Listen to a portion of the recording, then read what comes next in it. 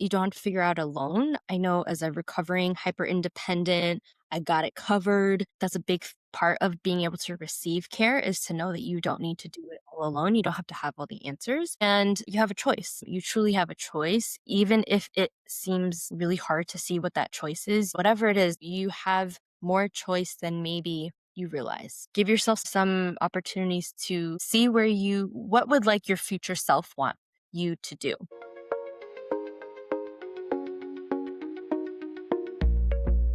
Hello and welcome to the Ambitious Women of Color podcast. I'm your host, Jessica Lynn Rojas. In this episode, we're talking about something that doesn't get said enough. Sometimes leaving is the most powerful form of self-trust. My guest is Mohini Gima, a life coach who helps South Asian women break free from cultural expectations, rebuild after divorce, and create a life that actually feels like theirs. We talk about the pressure to stay, the guilt of choosing yourself, and what it really takes to trust your voice when everything around you says don't. If you ever felt like choosing yourself means disappointing everyone else, this episode's for you. Let's dive in. Hello, everyone, and welcome to the podcast. And hello, Mohini. I'm so glad you're here. Thank you for having me. I'm so excited to be here. I'm so excited for you to be here, and I love the work that you do. So I want to go ahead and start first with our signature question. So, what is one thing that you refuse to sacrifice for your career? My peace and ocean walks. I'm going to give you two. Beach Ooh, walks. okay. Yeah. Tell me Which more kind about of go those hand in beach hand. walks. They go hand in hand, I would say. The reasoning is because I just feel like I have been through lots of experiences where I have given up my time and my energy and have just felt drained. And it's just not something I'm trying to do anymore. I love that. And before we dive into everything, just share a little bit about you and your story. Yeah. So my history is I'm a first generation Indian American. So my parents are from India and I grew up in New Jersey. Now I live in San Diego. And I grew up very much with the thought process, the mindset of following the American dream, because that's why my parents moved, was for me to follow that path. And so I checked off all the boxes. I did all the things that I was supposed to be quote unquote a good Indian girl. And that specifically meant going to good school, getting degrees, multiple, have my master's degree, going to church every Sunday, getting married, traveling the world, and really just followed the path that was very much laid out for me and working and doing what I was supposed to do, doing what was really expected of me. And I did all those things and I did them pretty well, I will say. Mhm. And at some point, I kind of got to a place where I was just reflecting on my life and kind of just wondering, even though I have all of these external successes, like the degrees on the wall, the job that is rewarding, and world travel, and a great partner, and all these things, why do I still feel really empty inside? And all my friends didn't seem to feel that way. They were on this similar path. And I really just had an opportunity to kind of reflect on why did I even follow that path to begin with and do those things if they didn't really bring me a sense of meanness, like a sense of Mhm. calm and fulfillment, really. So that's sort of when my journey kind of unfolded, was really just giving me space to kind of question why the heck I had the career that I followed.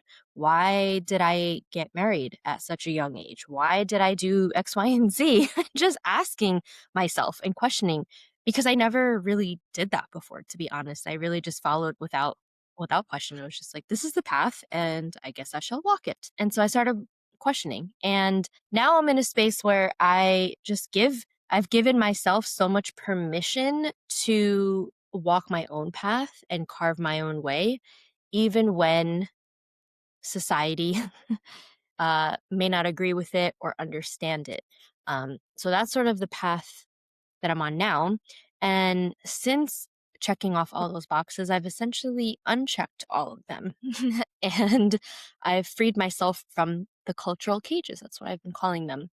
So I left the career, I left the marriage after 14 years, I left my friends, the house, everything that felt what supposedly was supposed to give me security. I chose to take a leap of faith and see what else was out there for me if I actually lived my life for myself. So that's where we're at today. So, what I love about your story is that you didn't just pivot in one area of your life, you changed everything. You Yeah. left your marriage, your career, and you chose yourself in a way that I think for a lot of women, especially a lot of women of color. So, like in your culture, my culture, a lot of other cultures and family and expectations of what they're telling you, right? And that's what I've see a lot with my clients, and, obviously, I'm sure you see a lot with clients in your community as well, but they think that, yes, maybe something is off, and maybe I'm unhappy, and maybe I'm unfulfilled, but the cost of choosing themselves feels a lot more heavier than staying. So, take us back to, like, what was kind of the situation you were going through, or what made you decide to make those, like, big pivots in your life? And change your life completely to what it was before to what it is now. Yeah, well, I'll definitely say that I did not have examples of women in my lineage or in my life really that took such bold, courageous action in the ways that I did. And at the time, I didn't quite think that I was taking bold or courageous action. I just knew that there had to be more, there had to be different, and I was tired of pretending, to be honest. I was tired of faking a life that felt very surface level and not, it just didn't feel like me. It didn't feel real and true for me. It was true for someone else, but it just wasn't what I wanted for myself anymore. And so I kind of just hit this threshold of, do I want to keep pretending and faking this life that everything is fine and dandy when on the outside it is fine and dandy? A lot of people thought my life was fine and dandy. But again, internally I knew differently. So there was this internal battle, and I think I had just spent so much time letting the outside noises and Mhm. people and culture and systems and religion guide my every move. And I just knew that I have no idea what's on the other side of this, but I will figure it out, and I have to trust myself to figure it out. So I did. None of my friends had gotten a divorce. None of my friends had pivoted from their successful, rewarding career. That wasn't the circles that I was in. And so I Mhm. really just had to choose something differently. And I think for a long time I didn't know that I even had a choice, to be honest. Yeah, and I think that a lot of our cultures we've seen modeled is people staying in situations, whether it's careers or relationships, because they believe that that's the only way, that's how things are.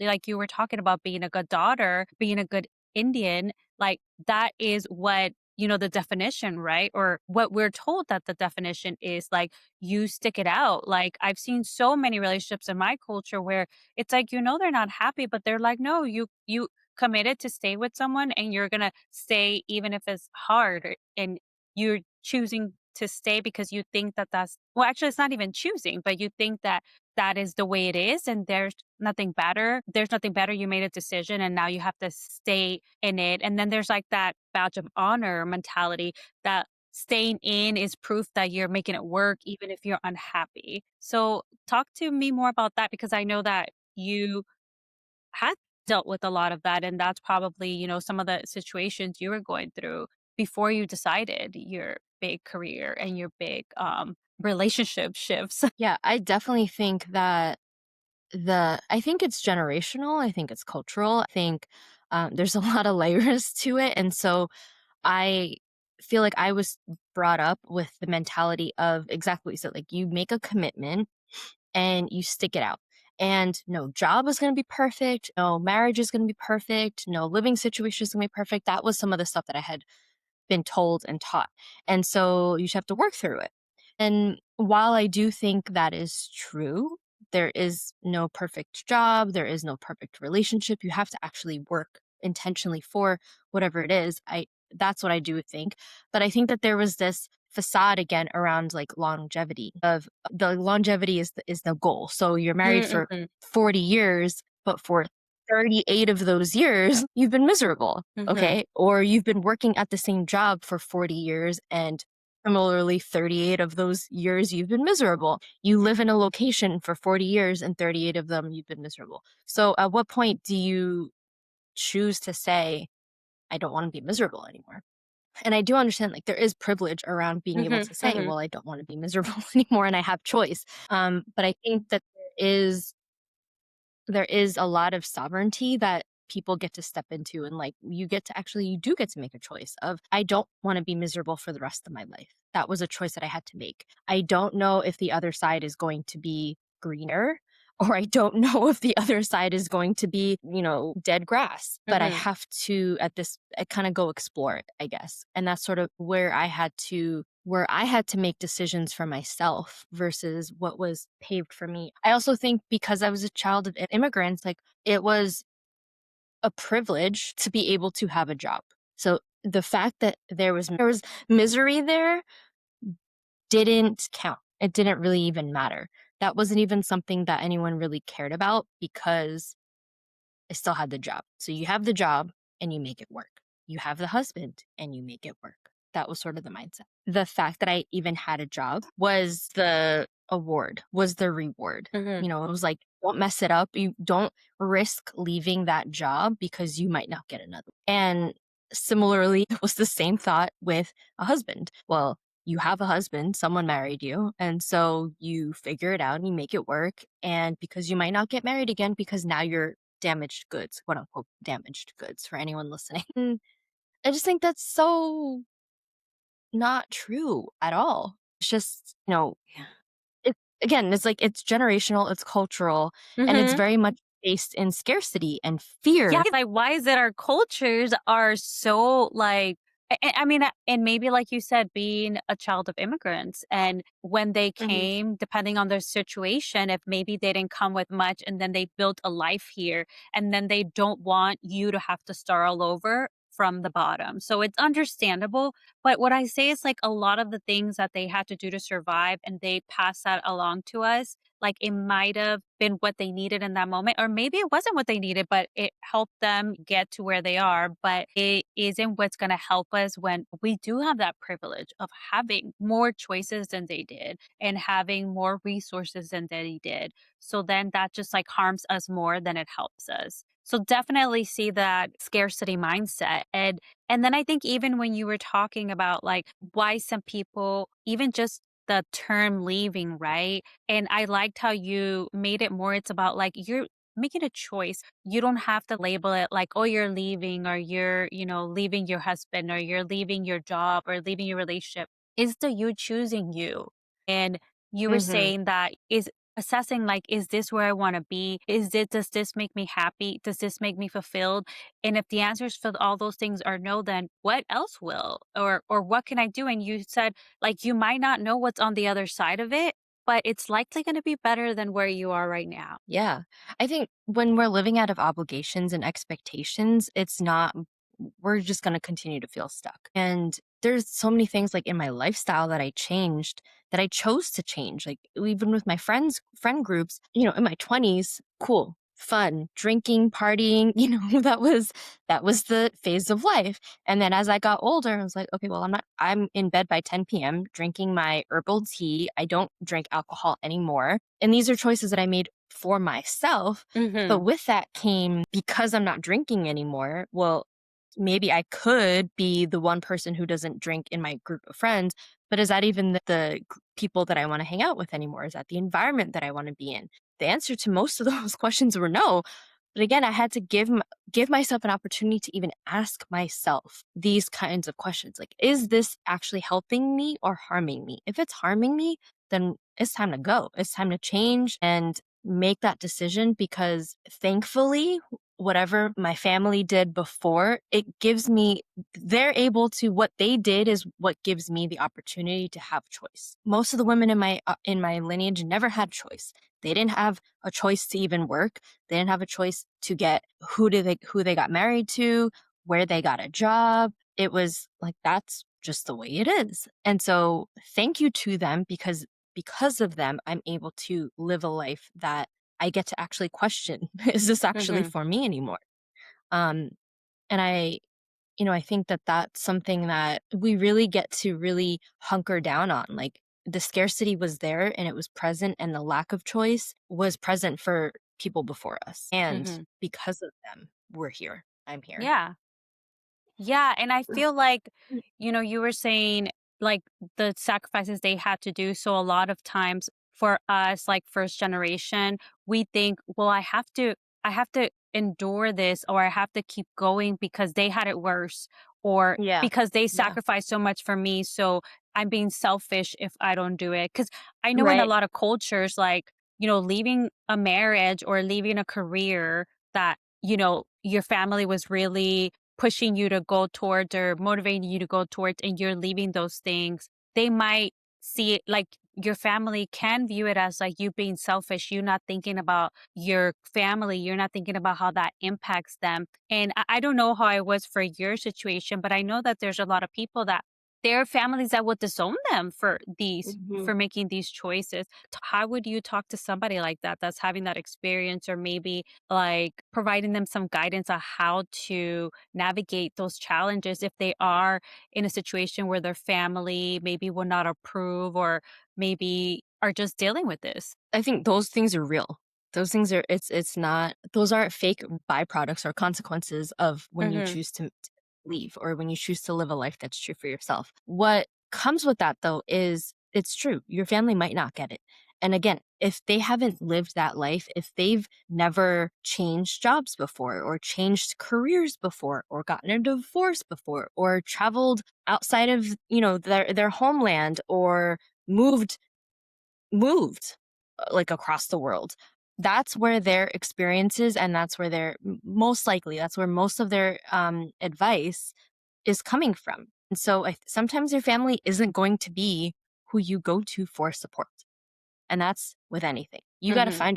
You gotta find people who will support you, who want you to live a life that is true for you, who want you to have, like, that bigger growth mindset, whatever we want to call it, of not being in that scarcity and fear. If fear is what's guiding all of those choices. Of course, they're going to be like, no, you can't do that. No, you shouldn't do Mhm. that. But if you have a group of people, one other person who might not be blood related to you, who's like, that's a great idea. How can I help you? Let's make this happen. That's sometimes all you need. And Yeah. so that was part of when I said that I changed my group of friends. That was part of what I did too. It was like, okay, these group of friends are not living the lifestyle that I want to live with. So I need to find people who are in alignment, who are have similar values to me and to the life that I want to create for myself, not the ones from my past, just because they've been friends since elementary school, for example, or they're my cousins or whatever.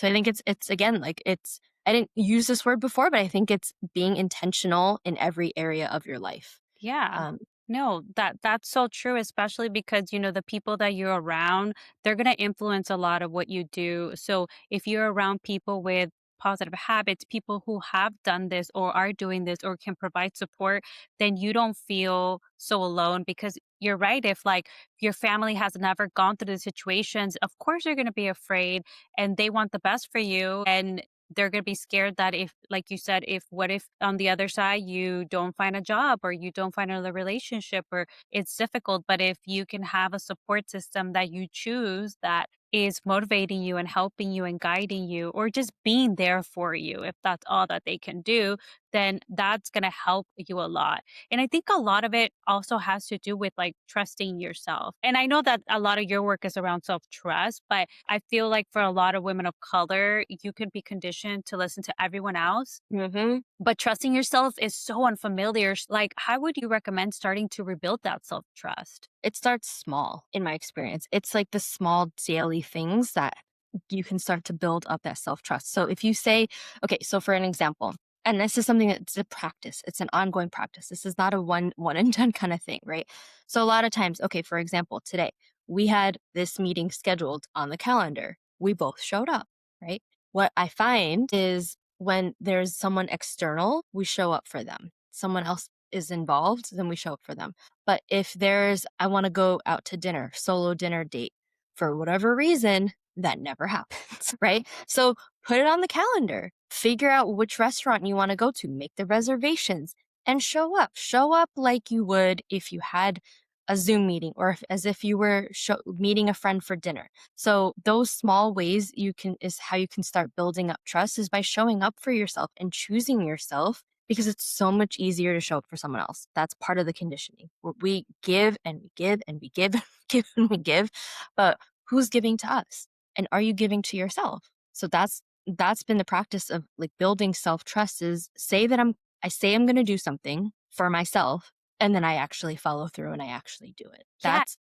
It's like a small thing, but it's Hmm. how start building up the self-trust within. Yeah. And just like you earn that trust from seeing your friends' actions or other people's actions, and that's how they earn your trust, that exactly how you earn your own trust because you're like, wait, I did what I said I was going to do. So now I believe that I'm capable of these things because I have been doing them when I say I'm doing them. That's such a good way to put it. Like, if you kept on trying to meet up with a friend and they canceled 5 times, at what point you're gonna be like, "Okay, that I can't trust this friend anymore. They're flaky, they're not showing up for me, they're not building a relationship, they don't want to build a relationship, or they don't have the capacity." It's the same thing for yourself. If you say you're gonna show up for something and you don't do it, you're breaking that trust. That's one opportunity where you can show up for yourself, and then you do that again and again and again and again. Build it's Yeah. it's about building that relationship with yourself. Again, when we haven't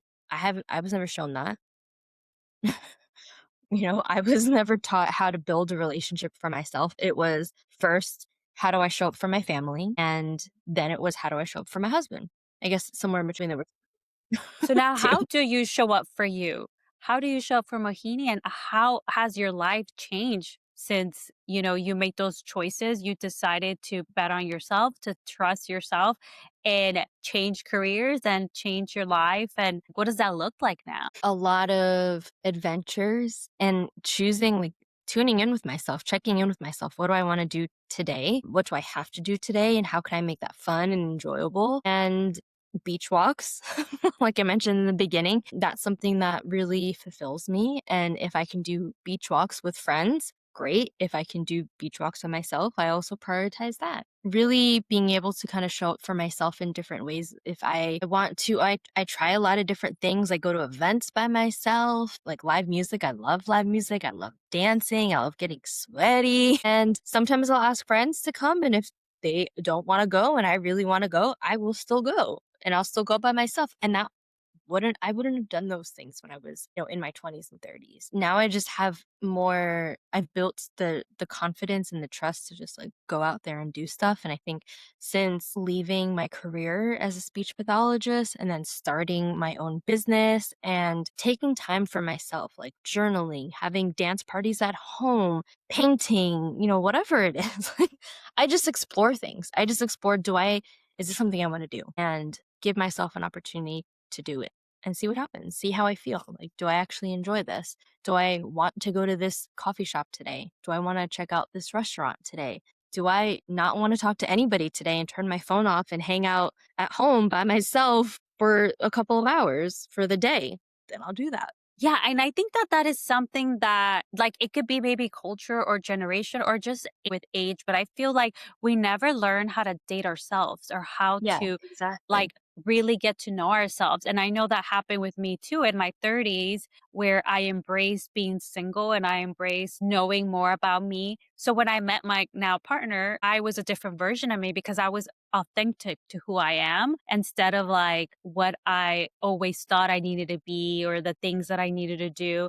And like similar to you, like I never would have gone on like solo dates or just like if somebody didn't want to go to a restaurant or like the beach or something, I wouldn't go by myself. But then I learned how to like really get to know me and what it is that I actually like. And then I'm like starting enjoying just my me time when before I'm like Yeah. such an extrovert that I always needed to be around people. Like, yeah, I needed like one day to, recharge, but always had to be around people. And then, you know, just realizing that that is not something that we ever learn about until we have to. But it's something that even if you're in a relationship that you can still do. It's like making time. And it's beyond the self care, just getting your nails done and a massage, but it's like 100%. really taking time to like understanding who you are and what do you want out of life? What do you want today?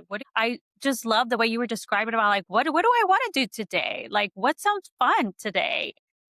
That is like living in the moment and mindfulness. That sounds fabulous. Yeah, I agree. I don't think any of these things were taught to me for sure. They were not shown to me. I grew up in a very survival household. Like, I mean, it was day to day, but in a different kind of way. It was Hmm. like day to day and what has to get done. and things like that. This is like I have a longer plan, but it's day to day. It's more being present, like you said. I think that's a great way to describe it. It's being present and being intentional about what is it I want to do. And I never knew that I had to or should or could date myself. It was the goal was always you get married. That's the goal. And so even when dating potential partners in my Mhm. 20s, it was with the goal in mind of getting married. That was the Mhm. goal. And okay, this person checked off some boxes. For me, I checked off some boxes for them. Okay, that's it. We're off. It's like now I turned 40 last October. Now I'm so much more connected to myself and what is enjoyable for me and truly what's important to me beyond the external boxes. Like what values are important to me. That's so important. I didn't know that in my 20s, to be honest. And so some of the things but I wouldn't have known that had I not spent time with myself, had I not dated myself, like you said, had I not Mhm. really asked myself what are the things that I enjoy? What are the things that I don't like? And sometimes that's just as important to figure out what you do want. And you have to figure out what you don't want. And I Mhm. needed to do that process for myself so that I can understand, well, how do I want to spend my time, my energy, my life when a partner, we're decentering men, really, that's Mhm. what it is. Yeah. My life doesn't revolve around a partner. What is it that I actually want to do for my life? And Yeah. definitely not shown or taught to me.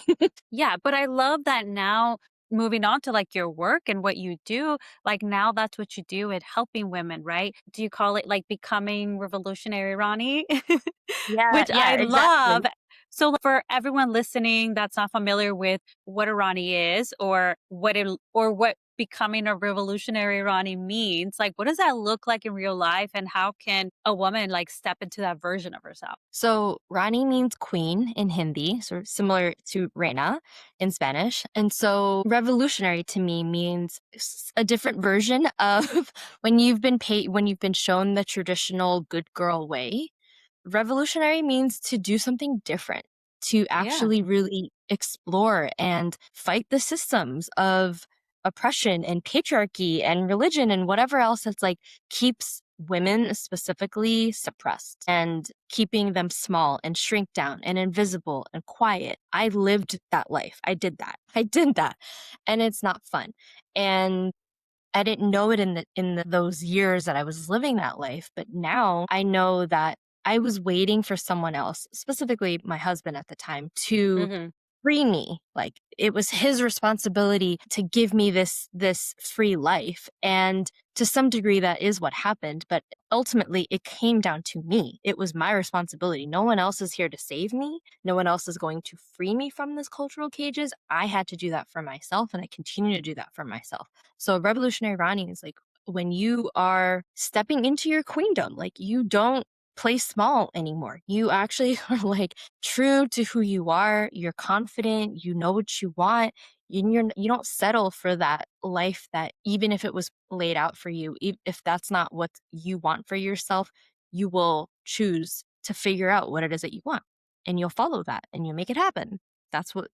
No, I love that. And, like you touched on something so important that I feel like we always think that it's somebody else that's going to do it, whether, it's your partner, your husband, or your wife that is going to make you happy. But at the end of the day, we're responsible for that. We're responsible, even if we're in a relationship and we want to stay in that relationship, we're responsible for doing the things that we need to do for ourselves and our happiness. And when you're happy, then usually that makes the relationship happy, but it's not like their responsibility to like make us happy. Like it's our Right. responsibility to make us happy. So I love that you Yeah. touched on that. And like, how do you support? Because I know that you have events and sometimes like group coaching. Like, what are some ways that you support South Asian women with becoming revolutionary Ranis? Yeah. So my more latest niche or group of people that I support is South Asian women who are divorced because we exist. Mm-hmm. And I didn't have any type of support. I had to figure out a lot of my life post divorce on my own. And as I've talked to more South Asian women who are divorced or any women who are divorced, really, the glow up, as they call it, Mm-hmm. is based in science because for so many reasons, like your body's not in stress, you don't have high cortisol, Hmm. your body's able to rest and relax a little bit. So the glow up is real, but the main focus is really how do you navigate life post divorce, even if you have cultural shame for being a divorcee, even if you have the timeline pressures of, okay, well now you're divorced and it's like a week later and some auntie's calling you and saying, okay, well, when are you getting married again? Okay, chill. No, I can totally picture that. So even when you have these questions that are coming at you and these expectations and pressures and obligations, can you still be true to your core and want to rebuild a life that's true for you this time around? Not based on those expectations, but like there's a level of freedom, there's a level of intention and choice that you get to actually live the life you want to live.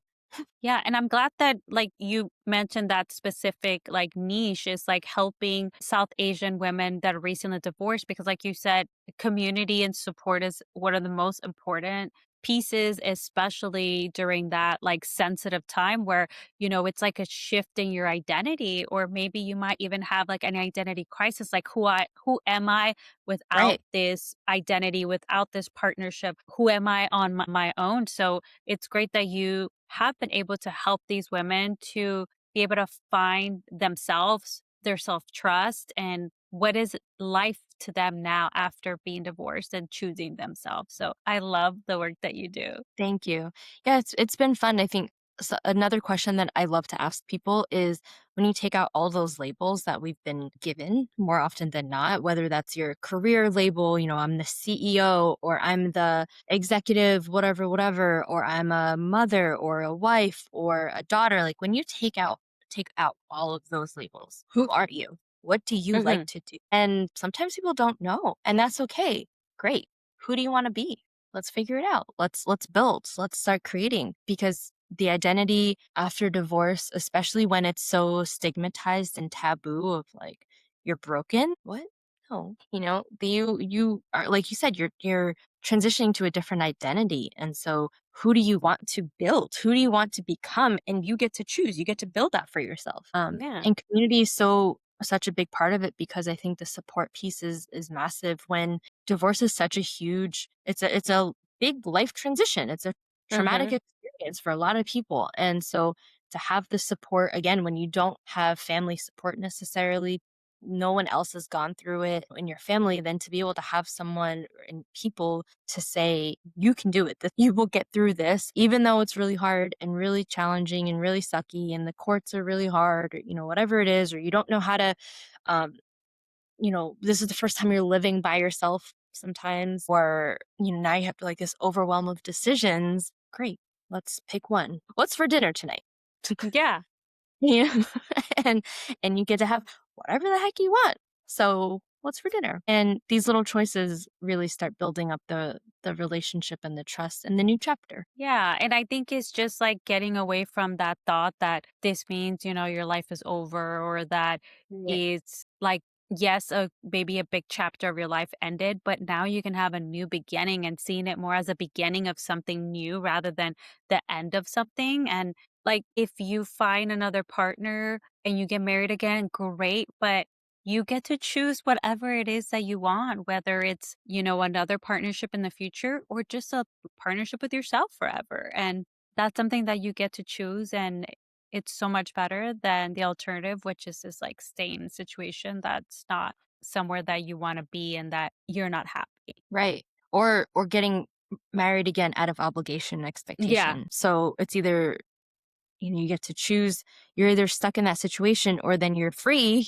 with this, you've gotten divorced and now you're in this same cycle of, well, now I'm here because I want to get married because of the same expectations. Well, the whole point was for you to have a different Learn like, life. the lesson you needed to learn from that last experience, because you're right. I feel like that happens, and not maybe not just in um marriages, and but also like even careers. Like you might have left a job because you were burned out, or because Mhm. the work environment was toxic, and then you go back into the same situation because you don't address the root cause. So like in the relationship, at least Yeah. like for you, like you learn, wait, I didn't know myself. I was expecting other people, another person to fulfill my needs. and you figured out, or you learned that lesson of like, I'm responsible for me. I need to take care of me. I need to trust me and live for me. And now like you've been liberated from that. So whatever it is for you and the rest of your life, like you've learned that and you address that. And now,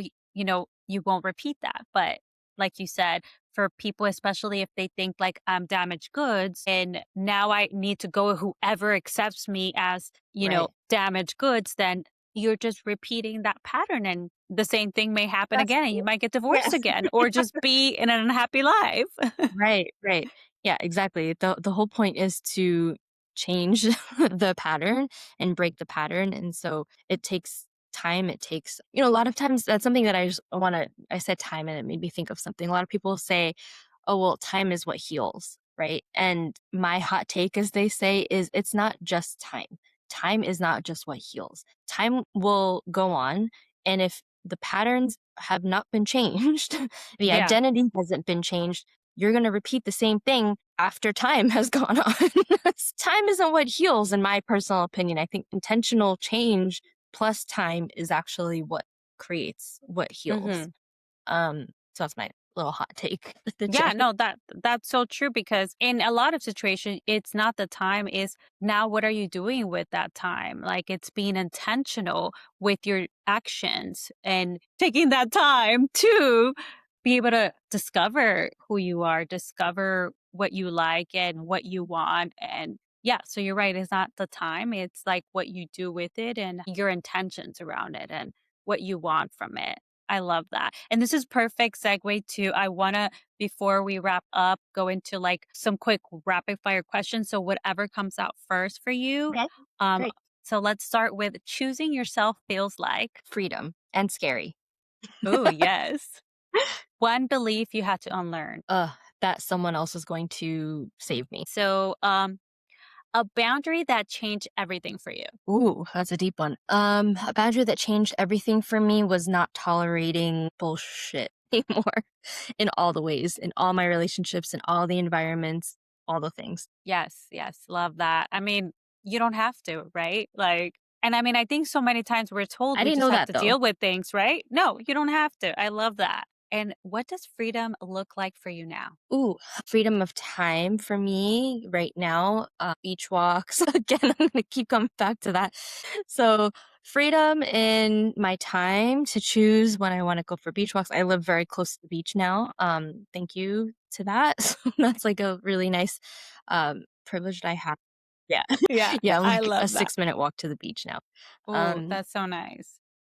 so beach walks, dance parties whenever the heck I want, journaling, eating delicious, nutritious meals, hanging out with people that I want to hang out with, doing things that I want to do. That's what my freedom looks like these days. It's like truly living by intentional choice. I love that. And that's, yeah, really great way to wrap this up. So, before we go, what's one thing you want listeners to take away, especially for women who outgrown something but feel guilty or afraid to leave or to choose something else?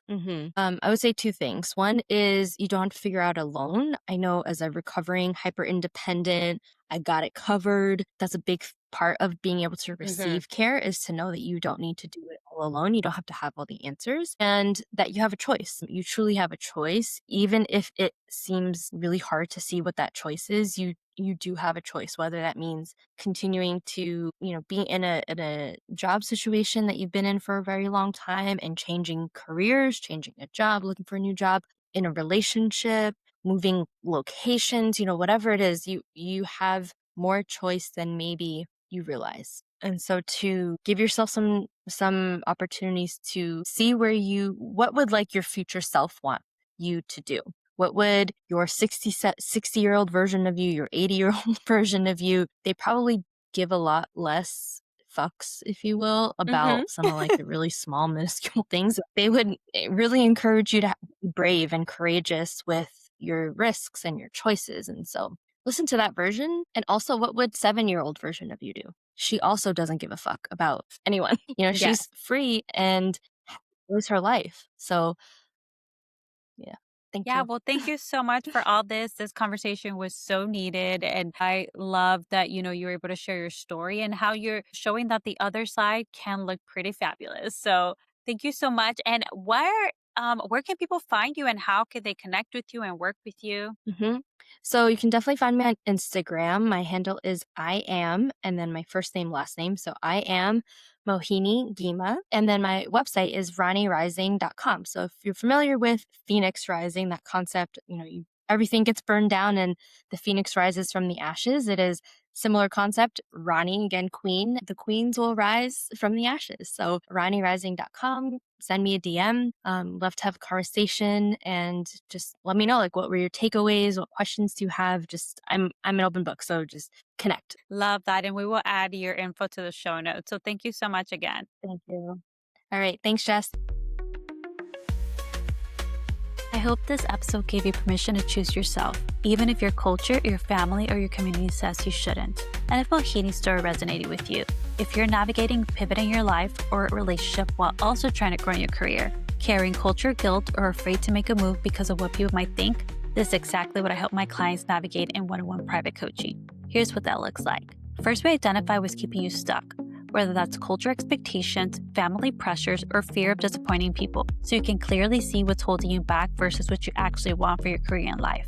Then we create a strategic plan for your next move, whether that's staying and shifting how you show up, pivoting to something new, or setting boundaries to protect your peace, so you can keep growing in your career without sacrificing yourself in the process. And we work on building self-trust and letting go of the guilt, because you can't make aligned decisions when you're operating from fear or trying to be everything to everyone. So you can choose yourself and still move forward with confidence. This is a customized coaching that helps you get the title, pay, and recognition you've earned with strategies to actually fit your life as a woman of color navigating career growth, relationships, and culture expectations. If that resonates, DM me on Instagram at Jessica Lynn Rojas or book a consult call at jessicalynn-wellness.com/scheduling. And if you want a deeper support straight to your inbox, join my email community, Dear Ambitious Woman of Color, on my website or the link in the show notes. Take care of yourself, career baddies. Vamonos.